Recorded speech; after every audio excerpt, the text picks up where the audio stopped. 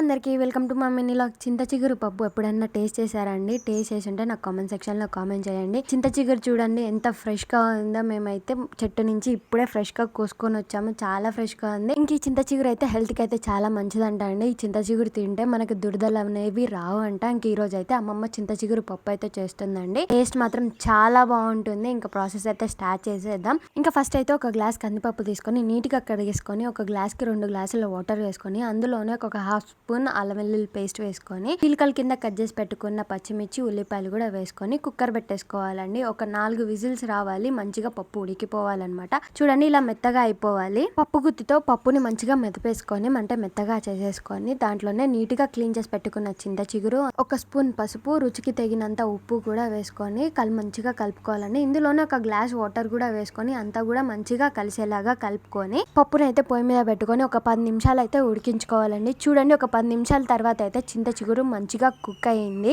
ఇంక ఈ స్టేజ్ లోనే సాల్ట్ సరిపోయిందో లేదో చూసుకొని పప్పునైతే పక్కన పెట్టేసుకొని తాలింపు అయితే వేసుకుందామండి. ఒక కడాయి పెట్టేసుకొని ఆయిల్ వేసుకొని ఆయిల్ హీట్ అయ్యాక ఆవాలు, జీలకర్ర, ఎల్లుల్లిపాయలు, ఎండుమిరపకాయలు, కరివేపాకు కూడా వేసుకొని ఫ్రై చేసుకున్నాక మనకు కావాలంటే ఇంగువ కూడా వేసుకోవచ్చండి. అంతా కూడా మంచిగా ఫ్రై అయిపోయిన తర్వాత మన పక్కన పెట్టుకున్న పప్పులో తాలింపు అయితే వేసేసుకోవాలి. అంతేనండి, మన చింత చిగురు పప్పు అయితే రెడీ అయిపోయింది. ఈ పప్పు మాత్రం టేస్ట్ చాలా బాగుంటుంది. మీరు కూడా ఖచ్చితంగా ట్రై చేయండి. ఎలా వచ్చిందో నాకు కామెంట్ సెక్షన్లో కామెంట్ చేయండి. నా వీడియోస్ మీకు నచ్చినట్టయితే please subscribe to my channel. Thank you for watching. Bye.